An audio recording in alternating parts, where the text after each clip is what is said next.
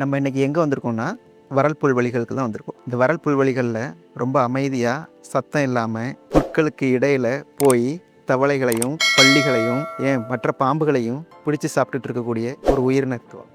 அது என்னன்னு தெரியுமா? அதுதான் நம்மளோட கட்டு வரியன். இதை கட்டு விரியன் அப்படின்ட்டு சொல்கிறத விட நம்ம கட்டு வரியன் அப்படின்னு சொல்கிறது தான் சரியான ஒன்று. ஏன்னா விரியன் அப்படின்னு எதை சொல்லுவாங்கன்னா, பொதுவாக வைப்பரிடே அப்படிங்கிற ஒரு குடும்பத்தை சேர்ந்த பாம்பு இனங்களை தான் விரியன் அப்படிம்பாங்க. அந்த விரியன் அப்படிங்கிறதுக்கு கீழே எதெல்லாம் வருதுன்னா, நம்மளோட கட்டு விரியன், கண்ணாடி விரியன், அந்த மாதிரியான பாம்புகள் தான் இந்த விரியன் அப்படிங்கிற பெயருக்கு கீழே வருது. இதை நம்ம கட்டு வரியன் தான் சொல்லுவாங்க. இது எலாப்பிடே அப்படிங்கிற ஒரு குடும்பத்தை சேர்ந்த ஒரு பாம்பினம். அதோட உடம்புல வரி மாதிரியான அமைப்புகள் இருக்கிறதால இதை கட்டு வரியன்னு கூட சொல்லுவாங்க. இந்த எலாப்பிடே குடும்பத்தில் இன்னொரு பாம்பு இருக்குது, அதுதான் நம்மளோட நல்ல பாம்பு. அதுவும் இந்த எலாப்பிடே அப்படிங்கிற குடும்பத்துக்கு கீழே தான் வருது. இந்த கட்டு விரியன் பார்த்திங்கன்னா ஒரு நியூரோடாக்சிக் அப்படிம்பாங்க. அதாவது நரம்பு மண்டலத்தை தாக்கக்கூடிய நஞ்சு கொண்ட ஒரு பாம்பினம் இந்த கட்டு வரியன் பாம்பு. இந்த கட்டு வரியன் பாம்பு நம்ம வறல் புல்வெளிகளை சமநிலையில் வைக்கிறதுக்கு ரொம்ப உதவிகரமாக இருக்குது. ஏன்னா அந்த வறல் புல்வெளிகளில் இருக்கக்கூடிய எலிகளையும் பள்ளிகளையும் ஏன் மற்ற பாம்புகளையும் கட்டுக்குள்ளே வைக்கிறதுக்கு இந்த கட்டுவரியன் பாம்பு ரொம்ப உதவிகரமாக இருக்குது. பொதுவாக இந்த கட்டுவரியன் பாம்புகள் மனித நடமாட்டம் அதிகமாக இருக்கக்கூடிய பகுதிகளில் இருக்குமா. ஏன்னா மனிதர்கள் நடமாட்டம் இருக்கக்கூடிய பகுதிகளில் எலிகளும் அதிகமாக இருக்கும். அப்படிங்கிறதுக்காண்டி இந்த எலிகள் தவளைகளை பிடிச்சு சாப்பிட்றதுக்காண்டி இந்த கட்டுவரியன் பாம்புகள் வரும். இந்த கட்டுவரியன் பாம்பு நம்மளை கடித்தா நமக்கு வலியும் தெரியாதும்பாங்க. அது மட்டும் இல்லாமல் அது கடித்த இடம் கூட தெரியாது அப்படிம்பாங்க. இந்த கட்டுவரியன் பாம்புகள் கடித்ததை எப்படி தெரிஞ்சுக்கிடலான்னா, அதுக்குன்னு ஒரு சில அறிகுறிகள் இருக்கும். இந்த கட்டுவரியன் பாம்புகள் கடித்தா நம்மளோட தசை நார்கள்லாம் செயலிழந்துடும். அப்படிங்கிறதால நம்மளோட கண் இமைகள் தொங்கிரும். அது மூலமாக அது கட்டுவரியன் பாம்பு கடிச்சிருக்கு அப்படிங்கிறத தெரிஞ்சிருக்கலாம்.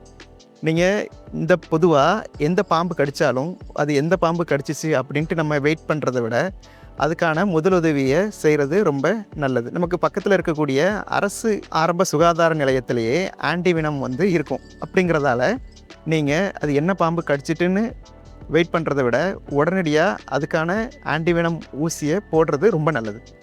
நாங்கள் இந்த களப்பணிக்காக வந்திருக்கும்போது நாங்கள் ஒரு கொஞ்ச நேர இடைவேளையிலேயே ஒரு 5 இந்த கட்டுவரியன் பாம்புகளை வறல் புல்வெளிகளில் பார்த்தோம். இதை எப்படி கட்டுவரியன்னு நம்ம கண்டுபிடிக்கலான்னா, அதோட உடம்புல மெல்லிய வெண்ணிற கோடுகள் இருக்கும். அது எல்லா பாம்புக்கும் இருக்குமானா இல்லை. நல்ல வளர்ந்த முதிர்ச்சி அடைந்த பாம்புகளுக்கு இந்த வெண்ணிற கோடுகள் தெளிவாக இருக்காது. அது மட்டும் இல்லாமல் இந்த பாம்புகள் போகும்போது அது மேலே லைட் அடித்தோம்னா ஒரு கருப்பு கலந்த நீல நிறத்தில் அதோட உடம்பு மினுங்கும். அதுவும் ரொம்ப இந்த பாம்பு ரொம்ப சுறுசுறுப்பான பாம்புகளும் கூட. பார்க்குறதுக்கு ரொம்ப அமைதியாக தான் இருக்க மாதிரி இருக்கும். ஆனால் ரொம்ப வேகமாக அதுக்கு தொந்தரவு ஏற்படும் போது ரொம்ப வேகமாக ஒரு இடத்துலேருந்து இன்னொரு இடத்துக்கு மூவ் ஆகும். இந்த கட்டுவரியனால் நடக்கக்கூடிய உயிரிழப்புகள் பார்த்திங்கன்னா பெரும்பாலும் இரவு நேரங்களில் தான் நடக்குது. ஏன்னா இந்த கட்டுவரியன் பாம்புகள் பொதுவாக பகல் நேரங்களில் ஓய்வெடுக்கும், இரவு நேரங்களில் தான் அது ரொம்ப ஆக்டிவாக இருக்கும். அப்படிங்கிறதால அதோட பாதையில் நம்ம குறுக்கீடு செய்யும் போதோ எதிர்பாரா விதமாகவோ இந்த கட்டுவரியன் பாம்புகளால் கடிக்கப்படுதாங்க மக்கள். நம்ம இந்தியாவில் அதிகளவு உயிரிழப்புகளை ஏற்படுத்தக்கூடிய ஒரு 4 வகை நஞ்சு உள்ள பாம்பு இருக்குது. அது எதுலான்னா கண்ணாடி விரியன், சுருட்டை விரியன், நல்ல பாம்பு, அதுக்கடுத்து நம்மளோட இந்த கட்டுவரியன். இது எதுக்கு இந்த 4 தான் நஞ்சு உள்ள பாம்பா அப்படின்னா இல்லை. இந்த 4 வகையான பாம்புகளில் தான் அதிகமான உயிரிழப்புகள் ஏற்படுது. அப்படிங்கிறதால இந்த 4 வகை பாம்புகளையும் பிக் 4 அப்படின்ட்டு கூட சொல்லுவாங்க. ஒவ்வொரு ஊர்லேயும் ஒவ்வொரு மாதிரியான பேர் இருக்கும். ஒரு சில ஊர்களில் இதை 8 அடி விரிசன் அப்படின்னு கூட சொல்லுவாங்க. உங்கள் ஊரில் இதை என்னன்னு சொல்லுவாங்க? நீங்கள் இந்த பாம்பை இதுக்கு முன்னாடி பார்த்துருக்கீங்களா? பார்த்துருந்தீங்கன்னா கமெண்டில் சொல்லுங்கள். இந்த வீடியோ உங்களுக்கு ரொம்ப யூஸ்ஃபுல்லாக இருக்கும்னு நினைக்கிறேன். இதை மறக்காமல் உங்கள் ஃப்ரெண்ட்ஸுக்கெலாம் ஷேர் பண்ணுங்கள். நம்ம சேனலை நீங்கள் இது வரைக்கும் சப்ஸ்கிரைப் பண்ணலைன்னா மறக்காமல் சப்ஸ்கிரைப் பண்ணுங்கள்.